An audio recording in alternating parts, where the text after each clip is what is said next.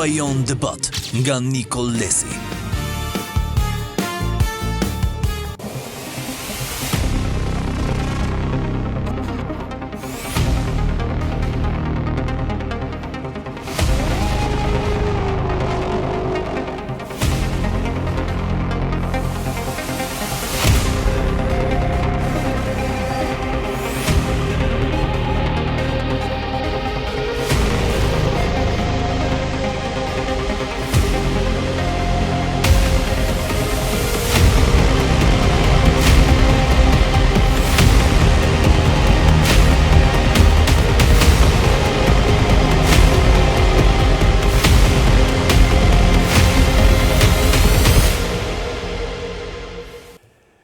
Përshëndetje. Sonte kemi ftuar në emisionin tim deputetin dhe nënkryetarin e Partisë Demokratike Luciano Boqi. Mirëmbrëma dhe mirë se erdhe. Kënaqësi, faleminderit, Nikol. Luciano, po filloj direkt. Kilometri i fundit që tha doktor Berisha. Kur mbaron ky kilometër, se kam përshtypjen mos keni bërë llogarit gabim si në kohën e Lulbashës që shumëzonte gabim dhe 1 kilometër është 1 metër. Jo, Nikol, ti je gazetar me përbojë. Dhe di shumë mirë që kur themi kilometri i fundit, jemi drejt arritjes qëllimit dhe paka shumë e di që opozita ka qenë një maraton e gjatë, për gjatë këtyre viteve, dhe e vështirë. Dhe për atë që merr pjesë, nuk është 39 kilometri i vështirë, është kilometri i fundit. Është i fundit, po ka të vështirësinë e vetë të themi performimit, të rrugtimit dhe të prerjes finishit. Ka një afat i nderuar Luciano ky kilometri, një datë për shembull, themi mbaron në qershor, a mbaron shtator, a brenda vjeshtës. Ne do donim që, domethënë, kishte një datë, ajo datë kishte ndodhur, por patjetër që ka disa rrethana tjera, përtej datave, përtej skadencave që vendosen, përtej afateve, e cila përcakton edhe arritjen e qëllimit dhe pjesën e rrugtimit të këtij kilometri të fundit, sepse nuk është se ke përballë një kundërshtar politik i cili nuk realizon atë bllokimin. Ai e di shumë mirë, më mirë se sa ne që është në kilometrin e fundit. Madje ai e di që është metrin e fundit. Edhe përdor gjitha metodat dhe gjitha mënyrat që këtë metrin e fundit, që ne i themi kilometër, ai ta zgjas dhe ta zgjas pafundësisht në fantazinë e tij vërtet e ka të pafundme, por përdor edhe mjete, përdor shtetin, përdor mjete jo politike, apolitike, antipolitike, përdor gjithçka, paranë e pisët, çdo gjë që ka një pushtet pa kufizuar dhe këtë pse do e përdori për të ruajtur pushtetin e tij. Po do ishte arsyeja e duhur dhe do kishte një përgjigje nëse do kishte kundërshtar politik përpara. Unë mendoj që s'kemi kundërshtar politik përpara. Ne kemi një njerëz që nuk është në sjellje politike, i cili kundërshtarin e quan armik dhe vet identifikohet si armik, sepse kur tjetrin ti e qas si armik, vërtet edhe ti për atë ke marrë këtë lloj stature. Dhe në armisi, njeriu përdor të gjithë mjetet përtej moralit, sepse kundërshtari, kur i thua kundërshtar, ka disa norma, janë norma dhe moralit politik. Do të thonë që politika ka moralitetin e vet, se po duket sikur po bëjmë si edukate këtu. Por te kalohen të gjitha këto dhe ai person nuk kufizohet në përdorimin e këtyre mjeteve, në përdorimin e çdo gjëje që ka në dispozicion, për të ruajtur këtë pozicionin që ka ai. Nëse më lejon se duhet të ndërhyj patjetër. Po, patjetër. Tani ju thoni keni përballë një qeveri mafioze. Jo, themi ne, është faktuar. Nikol, mos e themi sepse ka i gjë. Ta mbaroj pyetjen. Po, dakor. Pra, thoni ju. Deri tani, thoni që me këtë qeveri nuk bëhet zgjedhje. E thot ose BE-o diri. Fal. Thoni për herë që para çdo palë zgjedhje do ketë qeveri teknike dhe nuk futim. E kërkojmë. E kërkoni, po nuk futin. Unë di që lideri demokrat, zoti Berisha, disa herë ka thënë, ne nuk futimi në zgjedhje pa qeveri teknike. Keni një qeveri që ka blerë medje, keni një qeveri që ka bashkëpunon ose drejtohet nga krimi, si thonë ju. Po pse ne po le themi, pse Jo, me lë ta mbare fjalin pas. Pra, kur keni një qeveri të tillë, edhe protesta do të jetë masive, do të ketë 100.000, 200.000 veta në shesh, do ketë ditë natë. Dhe jo Siç bëni ju i nderuar që vini, flisni 2-3 veta, hidhni ca molotov dhe ikni në shtëpi. Po s'është ashtu. Nikol. Dhe një herë, nuk është protesta, është një proces që ka nisur në atë protestën e parë, ka pas dhe ka format e saj të performimit, të mënyrës se si është faqur, dhe do vazhdoj. Pra nuk është një buton që shtypet dhe ky buton ty të arrin rezultatin. Dua të sqaroj atë që thoni ju, jo, nuk e themi ne. Sepse po ta lëm tek situata që ne themi dhe kjo nuk është e vërtetueshme, atëherë është çështje dëshirash dhe këndvështrimesh, kurse ne i referohemi të vërtetës. A përdor kryeministri bandat e krimit organizuar? Po, vjen keq domethënë. Unë e kam plumin lëkur dhe e di shumë mirë këtë gjë. Sikurse unë ty mund të pyes për një periudhë që ti e njeh më mirë se sa mua dhe unë mund të bëj teori sa dua, ndërkohë që unë mund të them që e thoni ju Nikol, ju thoni po unë kam faktet. Një minutë, dakor. Po tregojmë realitetin. Dhe ky realitet është ky realitet që po them unë dhe transmetohet dhe është faktuar nga Sky Encrochat, nga hetimet e Spakut, nga daljet e përgjimeve të vetë Spakut, dhe kjo është realiteti. Realiteti tjetër i zgjedhjeve nuk e thot Partia Demokratike vetëm se ka denoncuar, se thënia dhe denoncimi kanë ndryshime shumë thelbësore me njëri tjetrin. Por e thot raporti i OSBE, Odirit, i cili qartazi thot që shteti është bërë njësh me partinë.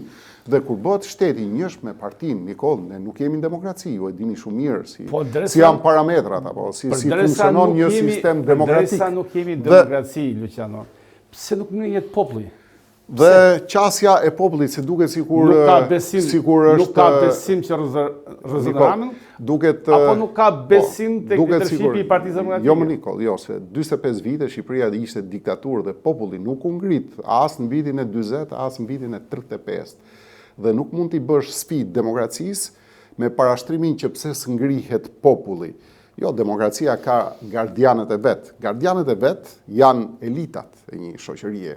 Se populli nuk ngrihesh pa elitën. Elita ishte ajo që bllokonte popullin në mënyrën si duhet ngrirë. Sot elita ose mendimi elitar përpos kësaj është i bllokuar, Nikol. Dhe kjo është e vërteta. Ti e di si bëhet propaganda. Propaganda është mendimi i elitës, dhe ai kamuflohet, ai fshihet. Elita, çfarë ndodh me elitat? Për të vendosur diktaturën, për të vendosur Nikol, në këtë mënyrë ju thoni që nuk ka zgjidhje, ka zgjidhje. Je i vjetër, si realizohet bllokimi i popullit? Jo duke bllokuar thjesht popullin, duke bllokuar elitën e popullit, duke bllokuar pedagogët, mjekët, duke i vënë ata tek kufiri i ekzistencës, tek bindja politike, tek varësia ekonomike, dhe atëherë kjo është shumë e thjeshtë. Pra, mos e vendos sfidën se s'del populli, sepse unë e kam përgjigjen. Populli ka dalë, se populli sa është Shqipëria, 1,5 milion, sa janë pensionistë 750.000, sa janë punësuar 220.000, sa janë biznese që kanë me varësi me pushtetin, pra ja ku është matematika. Populli ai është që ka dalë atje, dhe populli ka dalë dhe është derdhur në shesh, dhe nuk mund të përdorësh numrat matematikor për të dalë një konkluzion politik të rëndësishëm kur ne kemi parametra politik për të bërë analizën politike. Sepse tek e fundit, ne jemi pjesë e një sistemi që e quajmë demokratik. Gjithë e kemi për detyrë ta ruajmë dhe në fakt ruhet sepse ka një ngrehinë ligjore dhe diktaturat, ngrehinat ligjore i kanë më perfekte madje se demokracitë. Por kjo ngrehin kur shkelet, do të nërpres prap, me gjithë respektin që kam për ju, dhe unë e kam respektin jo vetëm në kafene, po e kam publik për ju, si nga personalitetet me integritet në Partinë Demokratike, e kam bindje. Kjo është bindja ime, nuk e di publiku, po kjo është bindja ime. Po më lejotet të ndërhyj, Luciano. Tani, për të të lejuar deri në fund që të bësh pak fushat, unë nuk kam ftuar për fushat. Unë kam ftuar për pyetje përgjigje që teleshikuesit dhe shikuesit tanë nderuar të gjykojnë se kur vjen Partia Demokratike në pushtet. Si mund të vijë përballë një qeverie të tillë që thoni ju. Dhe ju më thoni prapë me histori që nuk kanë bazë. Jo, Luciano, unë nuk po përdor ligjërinë fushatës. Ligjërimi i fushatës është që unë nesër vim pushtet. Ky është ligjërimi i fushatës. Afërsia me publikun. Unë po argumentoj që të bësh një ballafaqim tillë nuk është e drejtë, se ju thoni ku është populli. Edhe unë po them që populli është në protest. Se ku e shoh unë popullin? E shoh ke qëndresa që bën ai, ata që vinë aty janë gati të marrin gazin, kanë 7 herë që e marrin ata. Rrezikojnë jetët e tyre, të familjeve të tyre, sepse ka rezistencë. Kjo do të thotë që ajo rezistencë ka edhe nga demokratë që kam dëgjuar Luciana që u mërzitën duke ardhur her pas here dhe nuk po qëndrojnë në shesh. Pse nuk qëndronin në shesh? Ja, po ta bëj pyetje direkt. Në shesh, nga sheshi në Tereza deri në sheshin Skënderbej. Ka dhe një gjë. Ka dhe një gjë, ka opinione, jo më Nikol. Po si ti pa njerëz? Ta poshtë teorinë e mospasjes njerëzve. Sepse njerëzit janë aty dhe njerëzit kanë dalë, kanë qenë me mira, pse se themi ne, hapi pamje dhe sigurisht mos merr ato atyre televizioneve që e bëjnë për efekt propagande. Po jo aq sa duhet. Tashi nuk ka një mas sa duhet dhe si duhet. Ka njerëz. Sepse ato njerëz Nikol janë popull. Ky është emision koha jon debat dhe debat do të thonë. Sigurisht. Nikol, për hir debati do bëjmë debatin. Tani po sa njerëz ka Shqipëria? Ti je shumë me rison, po nuk e di si e mban me 2004-2005. Un kam qenë në frontin opozitar, personalisht. Po, sigurisht e mbaj me. Me Berishën. Po. Pas një historie të dhimbshme në 92-97 kundër PD-s dhe PD-ja kundër gazetës Koha Jon, por ajo histori u mbyll sepse zgjodha përballë se keqës më të madhe që ishte kryeministri Nano i kohës, e di lëvizjen tuaj politike. Zgjodha liderin e opozitës. Vlerësuar dhe konsideroj. U përbashkova, po jo dal diku tjetër. Po kishte besim, kishte shpresë, kishte njerëz që dilnin Luciano. Erdhi thashë edhe një herë, Neritan Ceka, Beni Mami, gjithë, avokat Ngjela, erdha unë, erdhën shumë veta, erdhën këto fytyrat e reja, pra u krijoi një frymë besimi. Mirë, vetëm një pyetje. Vetëm me frymë erzoi Nano. Vetëm do të bëj një pyetje. Ku ka frymë tash? Mirë, dakor, do të bëj një pyetje, sepse ju referove protestave, dhe unë do të bëj dhe pyetjen dhe për protestat dhe për këtë frymën që the ti që u krijua atë ditë. Domethënë, pyetje duke parashtruar. Kishte frymë, kishte Po frymë. pra ja, po ta shpjegoj unë edhe një herë. U bë një lëvizje nanoik, apo jo, protesta. Sa veta dilnin në shesh atje? 300 veta dilnin në shesh, që vinin për ditë. Se Nikol duhet ta flasim në vërtetën. E pra, ja. Patjetër nuk ka shoqata e rëndëlisë nanoik. Dolëm tek numrat. Patjetër Matika është parti që ka qenë qeveri. Është pra se e ka dëshmuar dhe po të tregoj numrat e 2004-2005-s. Po të regoj frymën e 2004-2005 nga kush u përcoll, po nga ato 300 veta u përcoll, është vërtet. Sepse dikush ishte vlera atyre që ishin 300, 400, 500 që u bën shumë më shumë, ishte rezistenca, ishte mos dorëzimi, vazhdimi i procesit protestave, vinin për natë ato. Nga Elbasani kam qenë dhe unë pjesë e asaj ardhes dhe e di shumë mirë këtë gjë. Ja pra ku dolëm ke numrat. Do dalim tek fryma. Sigurisht, po, duhet. Ky përbashkimi frymën e krijon leadershipi. E krijon leadership. Lideri. E krijon. Fjallavien, ta zëm, është lider i ri, lider i fuqishëm, mlidhen turme madhe njerëz. Edhe që jo demokrat, edhe socialist, edhe njerëz janë pa parti, dhe krijon një frymë. Bën ballafaqimin 2004-2005 numrave. Ne jemi shumë më shumë se sa 2004-2005. Jo. Po, në bulevard po.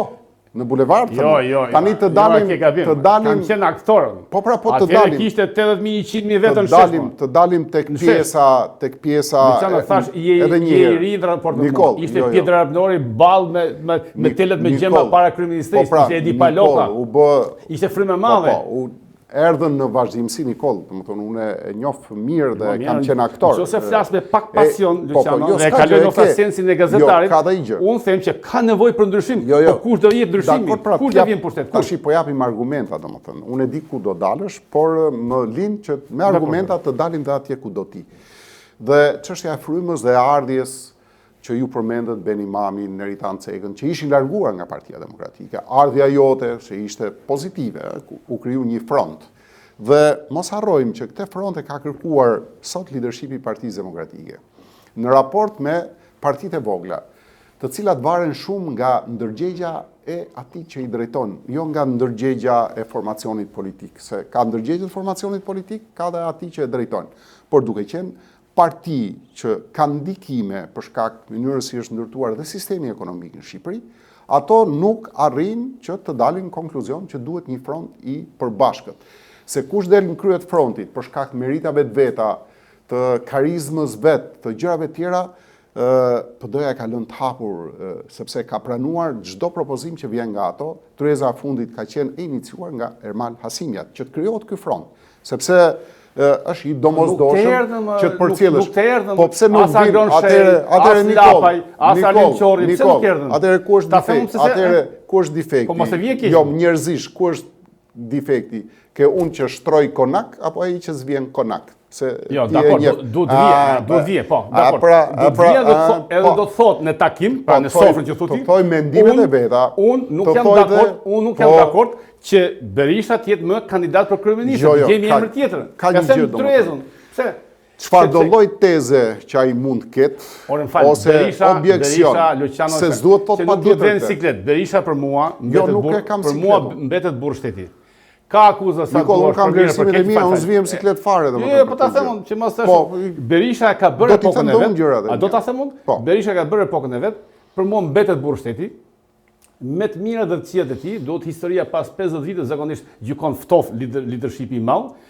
Por duhet unë po të isha në PD do i thosha mbledhjet të grupit parlamentar, po nuk jam. Po, sigurisht. I dashur doktor, tani ngelesh lider shpirtëror i demokratëve, ke bërë gjithë punë. Ju lutem, futin dietën, megjithëse ai nuk jep makinës, do t'ja mësojmë, pra futin dietën dhe gjet një emër tjetër. Kandidat për kryeministër. Nikol, ky është. Okej, dakor. Ky është lavdërim. Jo, Gjor Luciano, ky është lavdërim duke e sharë. Sepse është prit tash. Po prit ta jap pse, jo nuk po them sharje drejt për drejt, figurativisht. Tani Luciano, po ta themi deri ti po mundohesh ta mbrosh Berishën me zot. Jo, po mundohem ta mbroj, se unë s'kam fol asnjë fjalë dhe s'kam përmend as emrin. Okej. Po thjesht djova, po pra, djova para shtrimit dhe ti po e mbron. Dhe unë po them, është lavdërim që po thua po të mbetet lider historik, është burr shteti dhe por duhet largohet. Është që domethënë po e shan në fund fare se ajo mbetet pori. Dhe në fund fare dhe unë po them. Dhe ka gjë. Jo, nuk është opinioni, nuk përfaqësohet nga disa zëra. Po pse unë s'jam opinion publik? Po je opinion publik sepse sikurse njerëz të tjerë pak i veçantë që dalin. Ti je pak i veçantë PD, sepse ke një integritet të lartë si intelektual, i pavarur në thelb pavarësisht i angazhuar në PD.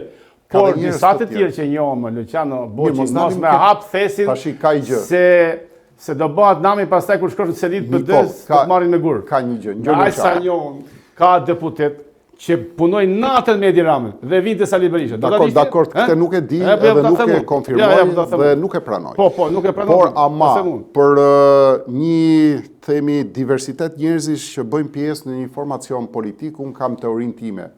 Edhe kjo shishja ka energjinë e vet, ka fushën e vet magnetike, ndikimin e vet dhe vlerën e vet. Çdo njeri atje ka vlerën e vet. Punën që bëj unë, ndoshta nuk e bën dikush tjetër, po punën që bën ai dikush tjetër nuk e bëj unë.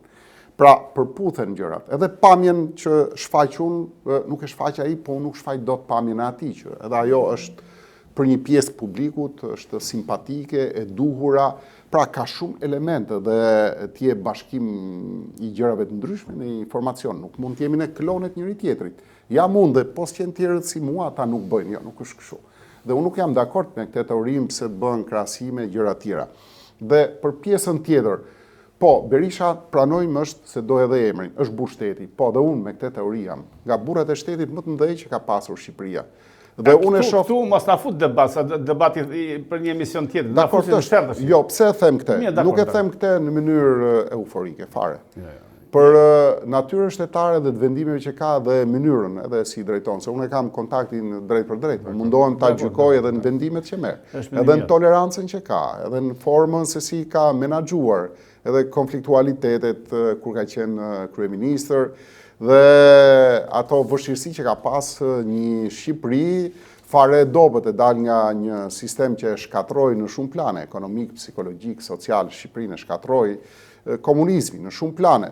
Dhe nuk mund ta krahasosh misionin për të ndërtuar një Shqipëri në vitet post diktaturës me vitet e tanishme. Është më e lehtë tani, është më integruar shoqëria shqiptare, më ndërgjegjshme për sistemin kundërton, se ç'është kapitalizmi, ç'është taksa, ç'është tarifa, dhe duhet gjejë një pajtim. Duhet të gjejë një pajtim midis mbijetesës dhe tendencës për të shtyrë përpara një lokomotiv zhvillimi dhe ishte shumë e vështirë.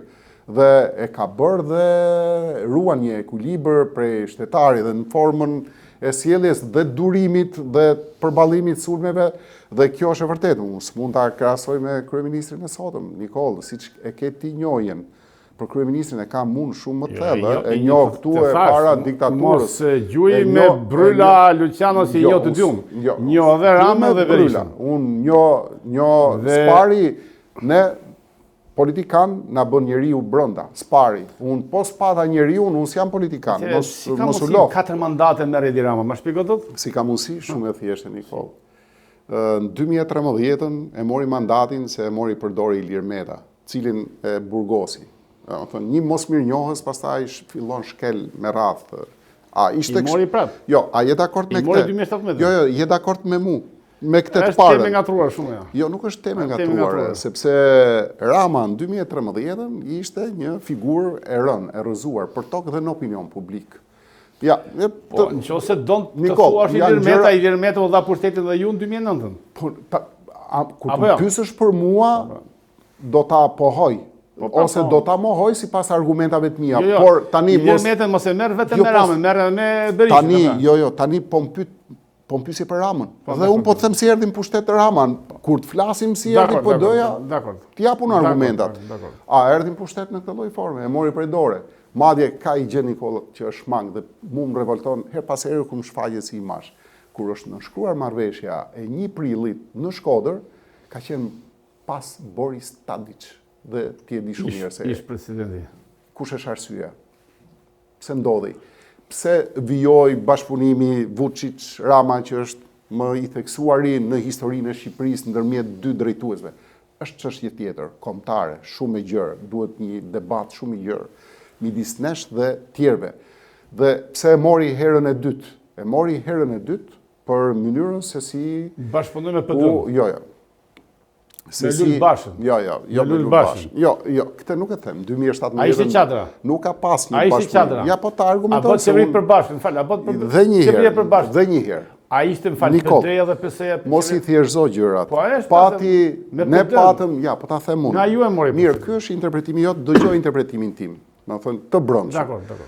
Ne nisëm sigurisht një aksion politik shumë të fortë për të detyruar Ramën që të pranonte kushtet dhe kërkesat tona, për shumë element. Për shkak të fillimit të Ramës të prishjes sistemit politik dhe të mënyrës marrjes votës, sepse agravoi situata. Dhe ju e dini shumë mirë që dalja nga çadra është bërë në limitet e fundit, madje duke tejkaluar dhe afatet zgjedhore, kishte hyrë Shqipëria në afat zgjedhore, kishte kaluar një javë, fushata ka qenë 27 ditë, 30 ditë sa ka qenë fushata e 2017-s. Dhe këtu faktori ndërkombëtar, i cili mbështeste hapur, dhe kjo është e vërteta, duhet ta pranojmë, Ramën dhe kishte një simpati dhe synim që ky të vazhdonte të rrinte, realizoi dhe ndërmjetësoi një marrëveshje që nuk ishte bashkëqeverisje e kërkuar nga PD-ja, e pranuar nga Rama dhe e pranuar dhe nga PD-ja. Jo, ishte ai faktor që realizoi një formalitet politik që rezultoi shumë i dëmshëm për Partinë Demokratike. Dhe ishin këto aktor kryesor që se hapte tem Luciano sepse sa dashje ti po bën autogol për PD-n. Më pyete, s'po bëj autogol. Se unë mbaj mend, besoj edhe shikuesit ta ndërror që Lul Basha, Edi Rama më shumë sulmonin Lesin dhe Ilir Metën sa sulmonin njëri tjetrin. Dakor, tash ka një gjë këtu. Ishte partia jote, pra Partia Demokratike. Edhe një herë, po partia ime. Por edhe është partia ime. Por një lider, nëse s'do bënte ato gabime, do ishte sot lider, po nga që bëri këto gabime s'është lider, se dakord jam unë me ato, po më e ka bërë atë gabim, shumë gabim që targetoi kundërshtarin më dobët. Dhe pjesa tjetër, çfarë ka ndodhur, Nikol, transformim i mënyrës se si merret vota, blihet vota, kontrollohet vota, dhe se si shteti sillet me atë element i cili është antishtet, që është në përgjithësi bazamenti i krimit organizuar. Dhe Nikol, apo dalim ke argumentat.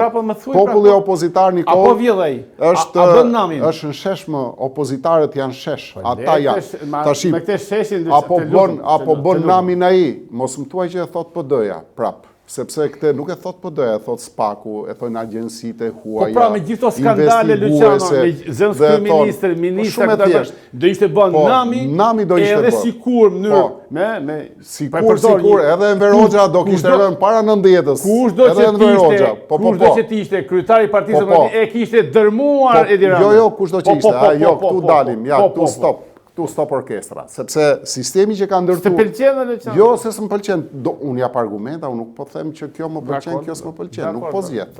Unë po argumentoj. Kur zjet, në tua e zjet këte o pate. Unë po të argumentoj. Kam emision për Rilson. Jo, ka i gjë, po edhe të falenderoj për te. Nikol, tash i gjë, unë e kam plumin lëkur, sikur se edhe ti. Dhe të më thuash mu që Rama, do të thënë, duhet patjetër ndrimi PD-ja ka fajin, jo, arsyeja kryesore se s'du dal ke faji, se faji është tjetër interpretim, është devijimi i sistemit zgjedhor në Shqipëri. Është ajo drejt vote që shpesh e kemi kërkuar të lirë, nuk ka pas histori të bukur në Shqipëri fare, mos ashtu e di. Zgjedhjet më të mira kanë qenë 2013-s.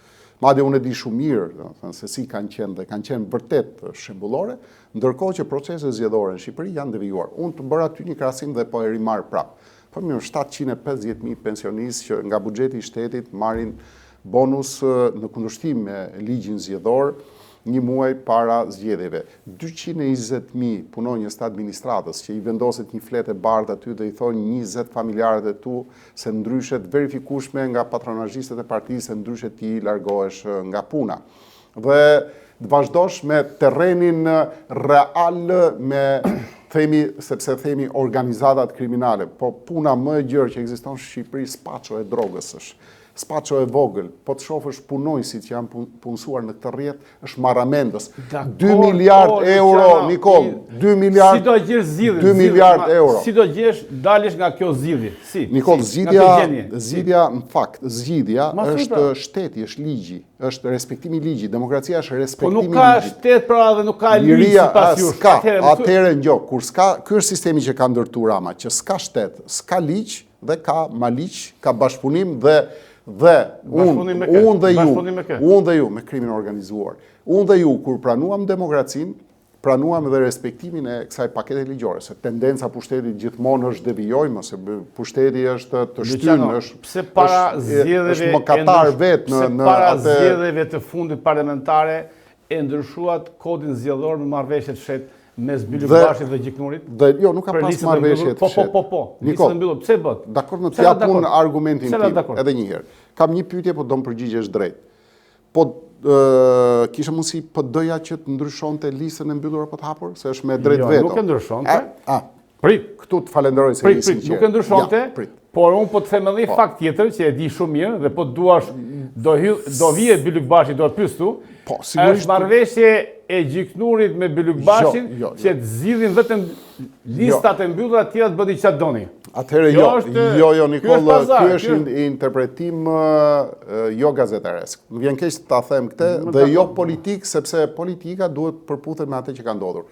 Unë të jap ty e curin e ngjarjes se si ka ndodhur dhe si është e vërteta. E para, PD-ja nuk ka mundësi në një komision ku është vetoja të imponoj vendimin e saj për listat hapura apo për listat mbyllura. Se po tregoj unë si nuk u imponua. Dhe në mes debatit, po ta them. Po pra atë sa e nisa. Në mes debatit ka qenë vota e diasporës. Ishte një tezë e Partisë Demokratike që diaspora duhet votoj. Dhe para kësaj teze që ti e hodhe vetë, e investove vetë dhe ishte në fakt një element shumë i domosdoshëm për zgjedhjet, ti nuk mund të rriqesh dhe t'ja lije meritën kundërshtarit. Dhe je në komision. Në komision, e curia pse nuk pranua. PD-ja kërkonte që pjesa e listës së mbyllur të ishin vetëm drejtuesit politik, siç kanë qenë gjithmonë drejtuesit politik si autoritete politike jashtë ngarkesës individuale për të menaxhuar qarqet. Ishte normale. Dhe ishte normale. Nuk u pranua kjo. Kërkuam 1/4 e listës, sa më pak, pra tendenca e Partisë Demokratike. Prandaj them unë lërët vërtetën ta them. Tendenca jonë ishte duke ditur këtë efekt, pse më Nikol, ne s'bëjmë analiza, nuk e dim që në opozit lista e mbyllur penalizon, nuk e dim ne, se përvojën politike ne e kemi, dhe mos i bëjmë leximet nga jashtë. Nuk u pranua, sepse është vetoja. Dhe madje mund ta bëshin gjithë mbyllur, Ne spaku duhet kishim dhe pjesë të hapur që nxisim konkurrencën dhe pjesë mbyllur. E përcaktuan ata me përcaktim me drejt vetoje dhe votimi për votën e diasporës këne ishte i domosdoshëm. Sepse jemi situatën e tanishme. Tani Nikol, çfarë do ndodhi me kodin zgjedhor? Po ai që ka veton, thotë unë nuk e ndryshoj. Çfarë do thuash ti që ka marrëveshje? Nuk e ndryshon ai. Çfarë do thuash? Ka marrëveshje? Jo Nikol, ta them unë. Që nëse ata nuk japin dakordsi nën presion ndërkombëtar, se vetëm ai ka ngel, asgjë tjetër, ata nuk e ndryshojnë më. Dhe ne do themi që bëri Oerdi me Damianin, Oerdi dorëzoi fitoren, ta themi këtë, Oerdi ka bërë një punë të jashtëzakonshme, ka bërë një betejë të jashtëzakonshme. Jo, sinqerisht se ne jemi të dy nën kryetar dhe i dim shumë mirë këto gjëra. Deputet s'ke qenë 2008-ën? 2008-ën unë kisha mbaruar zgjedhjet për Bashkinë 2007-ën. Jo, se duhet vi diku tjetër. Antari kryesisë së Partisë Demokratike në Elbasan, 2009-ën u bëra kryetari i PD-s. Atëherë ndro. Në 2008-ën, ky që po flet këtu, do ta jap edhe këtë argument. Kam qenë deputet në Parlamentin e Shqipërisë. E di, marrëveshja për kodin zgjedhor. Po. Dhe në orën 2 natës, diku 3 natës, na merr sekretaria kuvendit, ishim në gjumë, për vete, nuk e di tash deputet tjerë mund të qenë duke pirë një gotë, po unë isha në gjumë, dhe thon urgjent me ardhmën e seancë me urdhën e kryetares Josefina Topalli, sepse 2 të mëdhenj të këtij vendi, Berisha kryeministri dhe lideri i opozicës Edi Rama kanë rënë dakord dhe nxitoni se mos i ndron mendja në njërit. Pak me humor, po tha këtë dytën, po kështu do tha, dhe kemi shkuar si speca të gjithë. Unë kam votuar ja 3 nenet presidentit, sidomos që ishte president kundër, dhe të gjithë votuan marrëveshjen mes 2 njerëzve që është marrëveshja më shkatruese e Kushtetutës shqiptare. Absolutisht. Po, të dy e bën. Të dy më Luciano kam qenë aktor, mos më thuj më përgjigje. Nikol, me qenë se ke qenë aktor deputet, aktor politik i rëndësishëm 2005-2009. Edhe është mes 2008-a. Mos harro 2007-ën. Me qenë se dhe unë kam qenë aktor. Në 2007-ën u shtyn votimet për shkak të Edi Ramës. Po.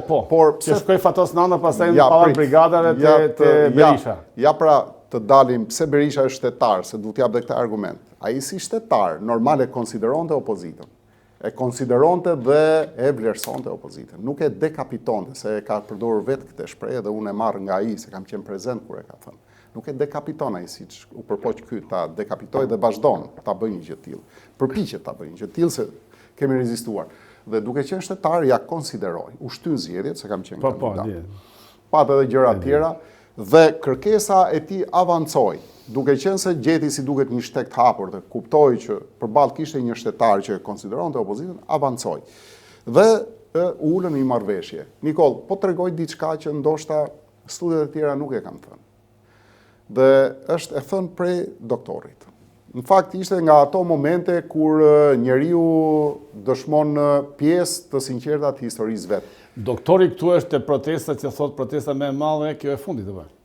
Është një nga protesta, se s'ka data. Çdo protestë doktori thot më e madhe në histori. Jo, nuk është kjo sepse ishte me kollare të kuqe, Nikol, kështu që thuj. Jo, tani kollaren e ka blu tash. Po pra, në të fundit ishte me të kuqe. Me të kuqe nuk është shenjë mirë kjo. Jo, ishte ngjyrë flamuri, nuk ishte e kuqe nga këto flut që i bën Rama me diapazon ngjyrash. Jo, ishte ngjyrë flamuri. Ishte dhe shamia, madje ishte një kombinim perfekt, ishte me simbolik të fortë. Dhe tash nisa të them diçka që nuk e ka thënë. Dhe në grup parlamentar, në një nga mbledhjet pa kamera, dikush e pyeti për 2008-ën, edhe shumë i sinqert tha. 2008-ën tha, e bëra për një arsye, tha, që në fakt nuk mund dalë edhe në publik, tha, arsye shtetare.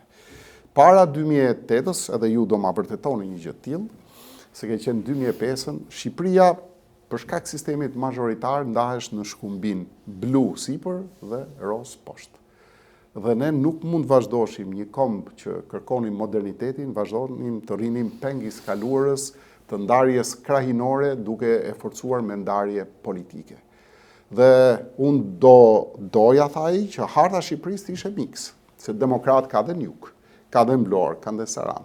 Për këtë arsye, ky sistem vendoste vizën dhe do ishte një vazhdim i një lufte përtej politikës.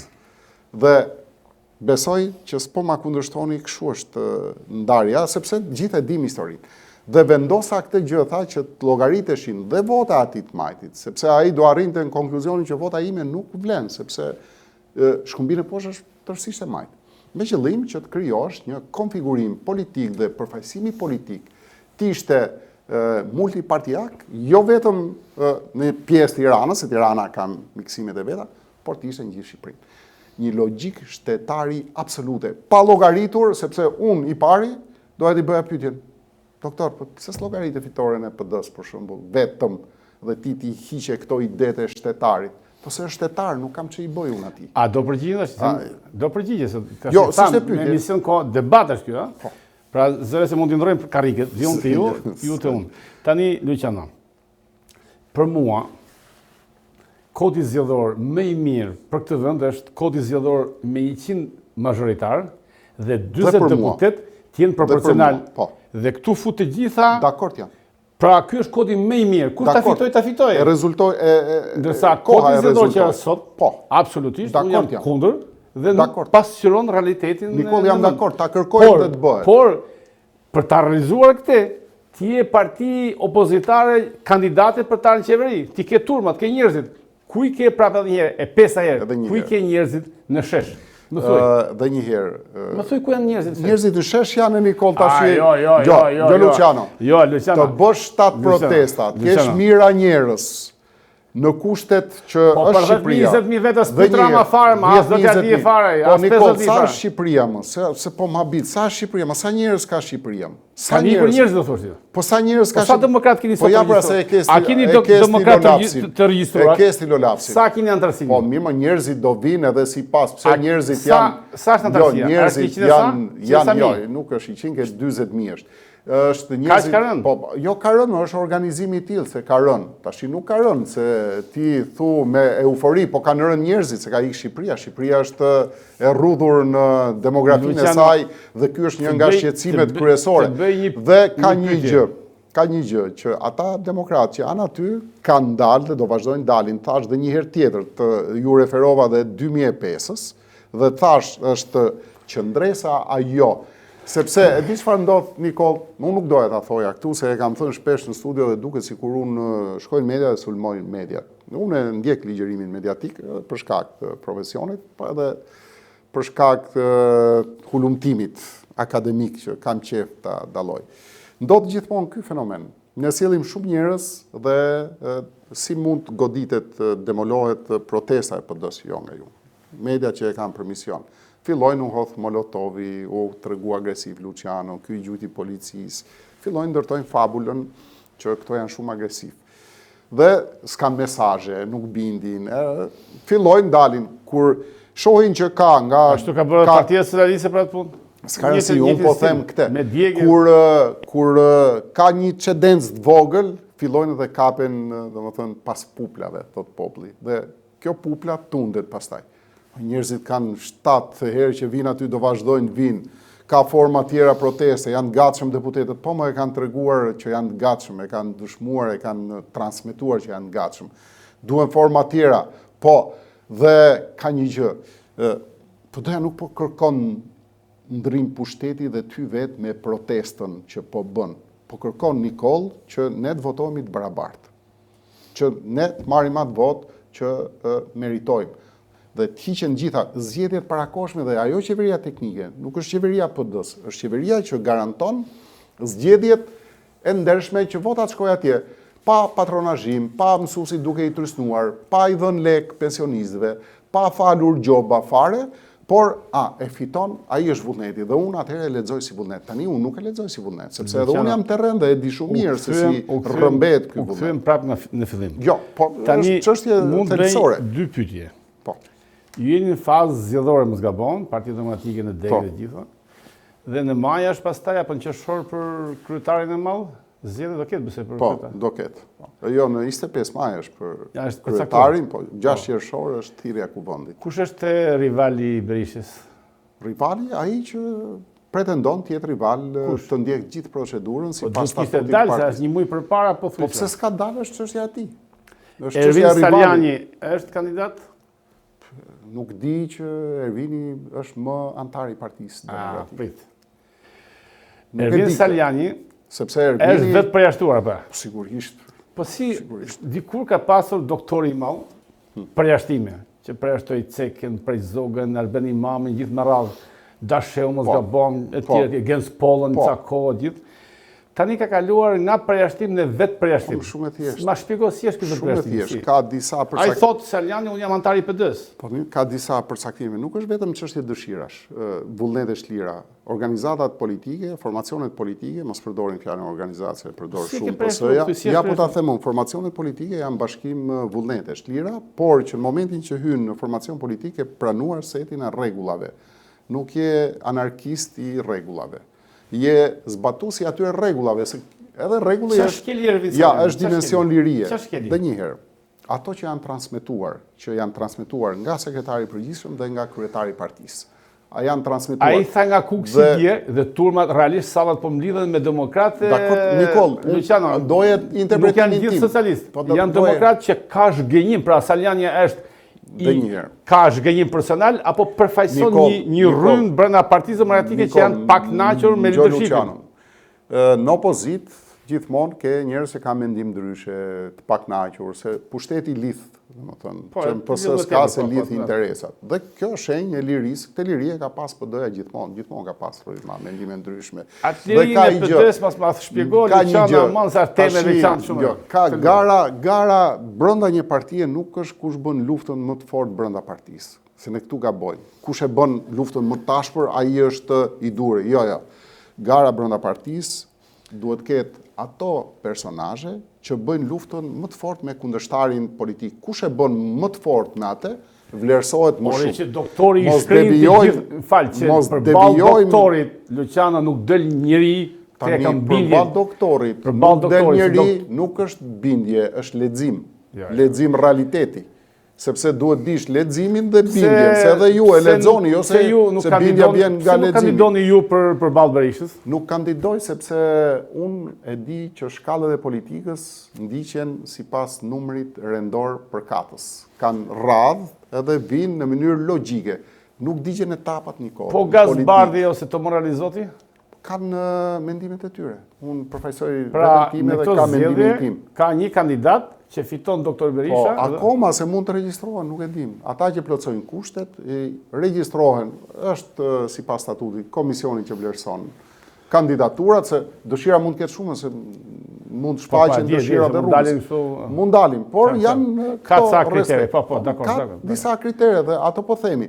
Dhe në rastin konkret, kur pranon këto rregulla, se dolem ke vetë përjashtimi, dhe unë i shkel këto rregulla, normal që unë jam i vetë përjashtuar, pse duhet bëhem unë faktor të mlidhet një trup politike, thot filani ka shkel, nuk shkon më ke partit. Partit janë fleksible. Partia duhet ketë bindje për rregullin që zbaton apo nuk e zbaton. Në momentin që unë se zbatoj rregullin, unë nuk jam dakord me formacionin politik. Du t'i marr logon që ta kem panel sepse më përshtatet me momentin, është tjetër gjë. Partia nuk është repart ushtarak. Jo, repart ushtarak jo, prandaj është e lirë. Ka moment që ka dalë, mund të hyj prap. Se ka dhe i gjë, nuk mund ta ndërtosh ligjërimin politik me kakofoni. Pa platform, pa dal, pastaj në një moment kalon edhe në fazë më tha i thash, nuk shkon.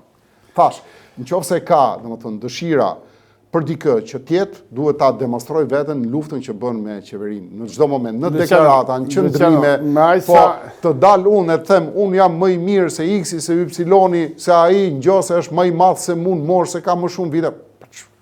Nuk janë argumenta politike. Luciano, këto janë argumenta apolitike. Duke ofruar fundit e emisionit, se kemi me e kuptoj. 40 deri 60 minuta maksimum emisioni. Leo të bëj një pyetje për partitë e reja.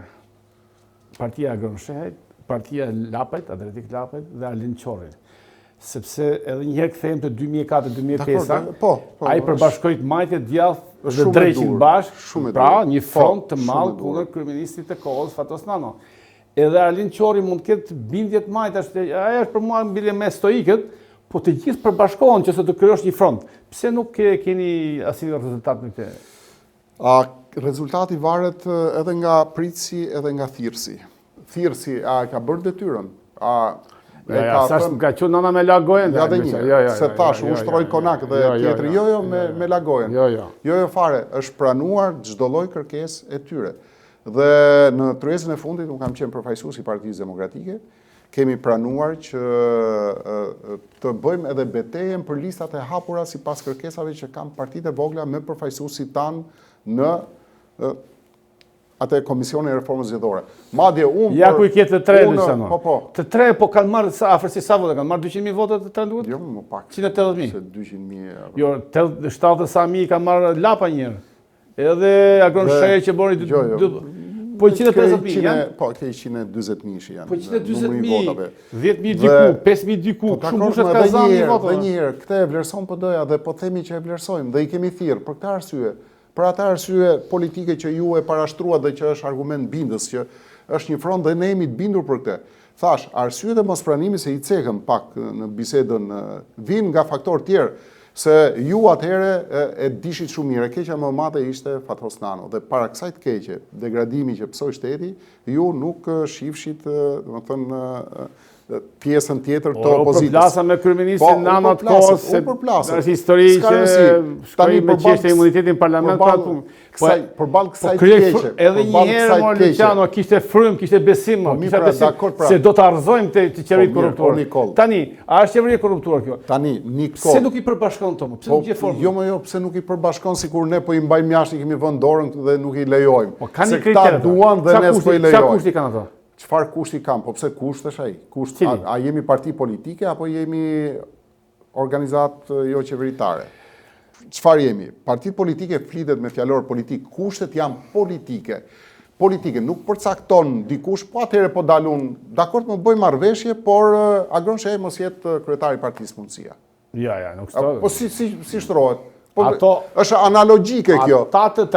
Ata të tre nuk duan ne të jetë Berisha, jo më nuk duan, domethënë të hyjnë në koalicion për arsyet e tyre. Çfarë arsyesh? Nuk paragjykoj askënd. Opozitarë të tre.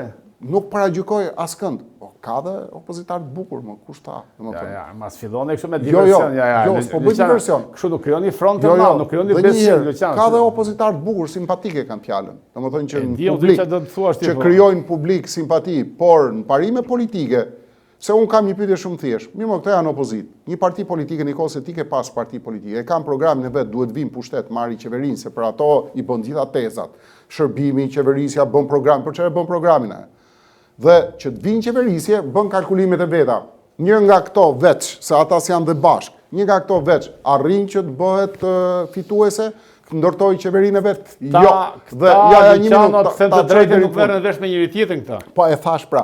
Dhe unë kam thirrur lapajn. Po pra po edhe kjo është e trishtueshme. Në studio kishte. Po. Më respekton ishte i pari që erdhi në emisionin tim të ri që kam krijuar dhe i bëra një pyetje. Këtu po na fut në konflikt. Jo. Po bëj shaka. Ja do dalte pyetja pra, po e përmend këtë që dalte pyetja këtu. Po. Dhe i thash, kush do jetë kandidati i përbashkët i opozitës, pra PD dhe gjithë spektri opozitarës. Opozitarë qytet vetëm ta, edhe janë, besoj. Për Bashkinë e Tiranës, tha, në mënyrë kategorike, ne insistojmë vetëm Florian Binaj, si kemi rënë dakord. Nëse ka njëri tjetër, ne do të dalim veç.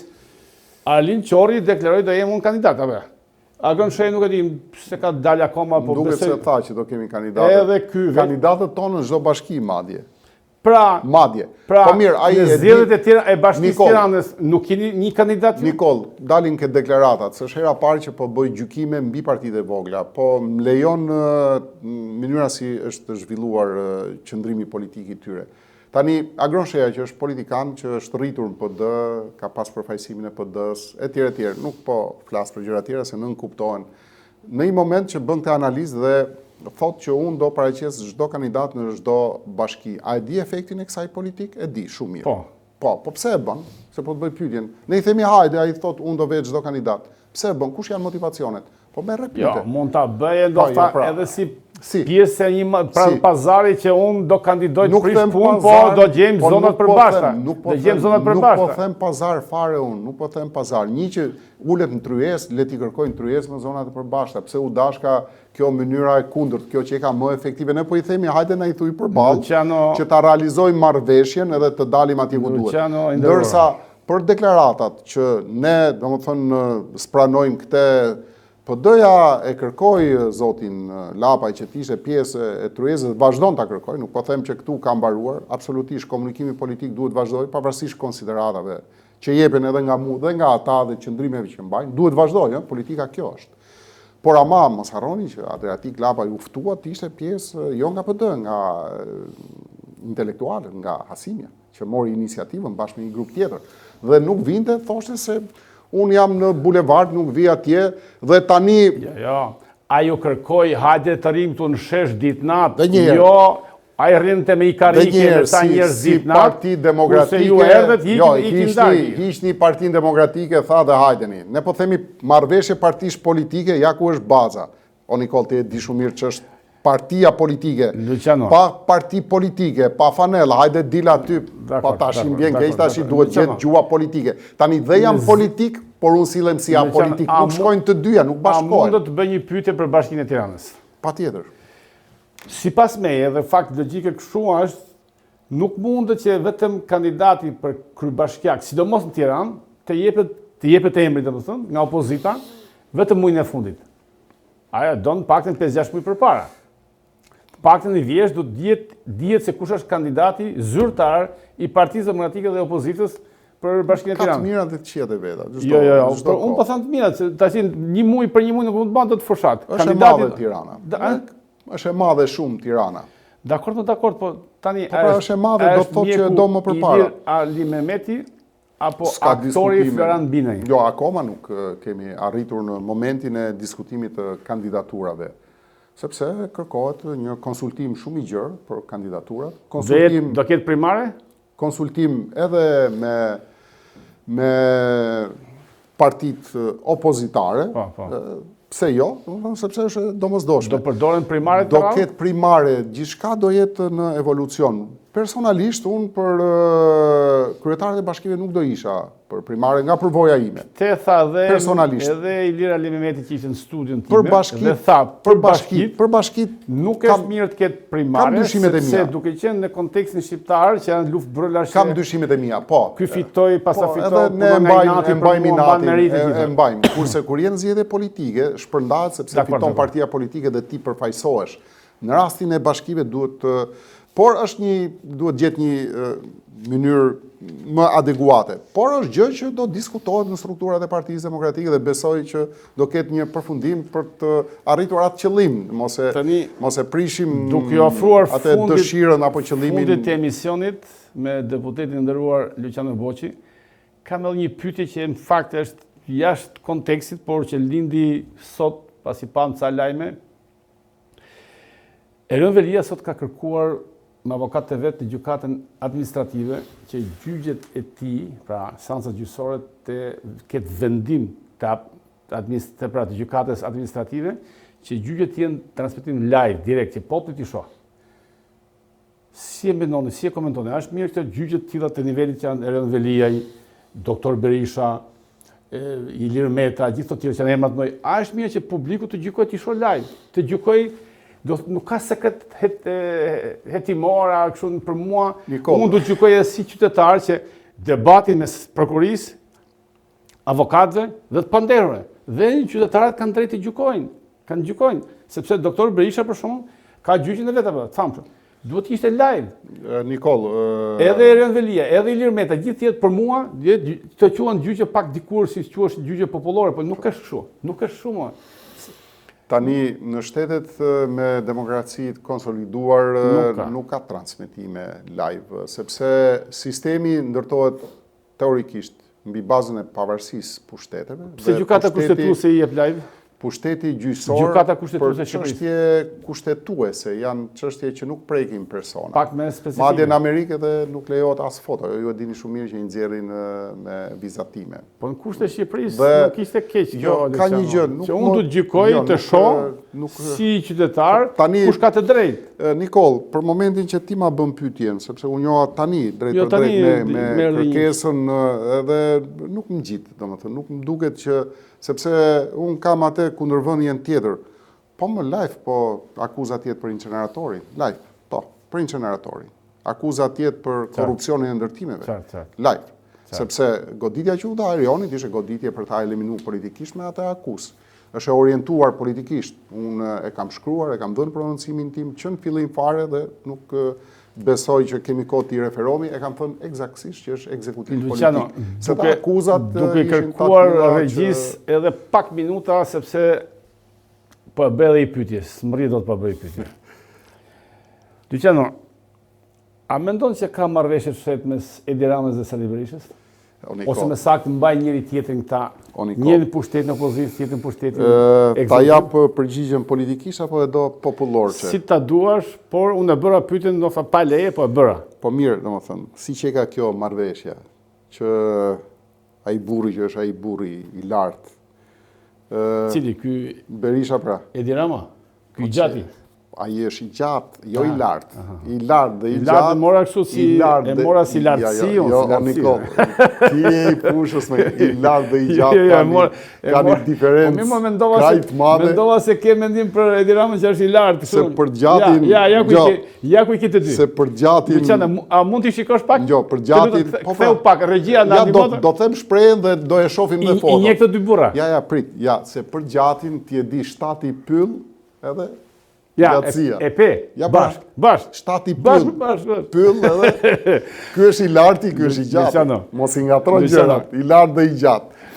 Dhe ky, domethënë, burri i lartë pas ka, domethënë, ke marrë vesha pas këm bë. Ti do rish atje ke kopshi e Edenit, pi verë 33.000 euro, bëj qefe, ik në charter. Unë do rri do hak gaz në bulevard. Kush marrëveshje është kjo? Pse thot Rama sa të kemë Berishën jam pushtet? Po mirë, Nikol, këtu këtu, domethënë si popull, se ta bëra si popull, njerëzish, ku çe marrëveshje? Si u bëga marrëveshje pa barabartë? Si u bëga kjo? Ë? Si ta bëjmë ne marrëveshje? Unë po rri po tu nderën, kurse ai drit të bëj gjithë ato gjëra dhe ku ka marrëveshje. Me lejo të them edhe gjë, me lejo ta them gjë. Regjia të lutem kërkoj ndjes, e kam kaluar minutazhin, po Luciano bën namin, s'kam që bëj, jam i dhuruar. Unë kam parë demokrat në një protest para, duket 10 orë ka qenë, po, edhe njësha nga Mirdita, që thanë, kisha njerëz që kam fist malë gjitha në Veriun, edhe më thanë, kushe, sot vim dhe rëzojmë Edi Ramën. O, thër, mirë, që do bëni? Sonte ka mbaruar Edi Rama, tha, se nga ka thënë kryetari i PD-s Mirditës, po dhe një drejtues në Selin Bluqës, po ta them emrin që mos i prish punë. Sonte ka mbaruar. Edhe thash gazetarëve, çka keni gjithë dilin e përqoshën, filmoni, video, çka kam kështu me drone, se sipas burimeve nga PD-ja, pra baza, sonte PD-ja qëndron në shesh dhe nuk tërhiqet nga sheshi deri në ndërzimin e kryeministit. Jo, Nikol. Erdhën ata, ta them mënyrën time. Po e zbukuroj pak, është si puna fillit zbukuroj, por nuk gënjej. E di, e kam pa. Pra, e ke parë. Pra, e vërteta kjo është. Dhe i them atij në telefon, hëmo, nuk vim më në Tiranë, tha, në protesta, se jemi mbledh gjithë fisi ku kemi qenë, tha, kemi paguar fugonin vetë me paret tona, se ishim të bindur dhe kishim besim që sonte bie Edi Rama. Nuk vim më, tha. Nikol, ti atë besimin ke marrë të plotë, më thënë, dhe ai besim nuk duhet të zhbiret këty, sepse thash, rrëzimi Edi Ramës është një proces. Dhe ai mirëditori dhe familja e tij e di shumë mirë, nuk mjafton vetëm një ardhje në Tiranë, kërkon durim dhe kërkon sakrificë. Nuk dua të fus as humorit, as gjërat, dua të flas shumë seriozisht, sepse është një temë shumë serioze që edhe e trajtuam. Dhe ju e dini shumë mirë që pushtetet nuk ndrohen, sepse thash edhe një herë, po shumë mirë, e ka lënë, ajo protesta e ka lënë gjurmën e saj, e ka hequr një tull nga ai pushteti i Edi Ramës. Sepse sot, ata që e mbështesin, nuk e mbështesin më, dhe ky kontribut ka kontribut ai mirëditori, ato mirëditorët, familja e tij, sakrifica e tij, Nuk ka qenë Edi Rama, nuk ka qenë një mirëditor sa veta ke gjithë Shqipërinë dhe Luciano, pak naçi. Edhe unë i futa dato. Pra, ardhja atyre ka bërë që sot Edi Rama tjetë njeriu i thirrur edhe si dëshmitar, ka bërë që Edi Rama tjetë i anatemuar në gjitha raportet ndërkombëtare, që tjetë i blokuar në marrëdhëniet ndërkombëtare, se po i përshfaqet e vërteta dhe atyre nuk e kishin të lexuar. Fal këtyre protestave, fal kontributit të atij mirëditori, familjes tij. Është ky rezultat, nuk është fal deklaratave tona vetëm, është fal ardhjes tyre dhe nëse do vinë dhe do vinë sërish dhe duhet vinë akoma më shumë, rezultati do jetë pastaj final, sepse do vim në vazhdimsi duke u mbështetur nga akte tjera të protestës Partisë Demokratike. Luciano, falenderoj për ardhen në emisionin tim. Të nderuar shikues të Koha Jon, këtë program, këtë emision mund ta shikoni në gjithë kanalet e gazetës Koha Jon online, që është webi, është YouTube-i, është Instagrami, Facebooku, TikToku, në 1.1 milion views, shikues, ndjekës që kemi ne në gjithë botën. Faleminderit.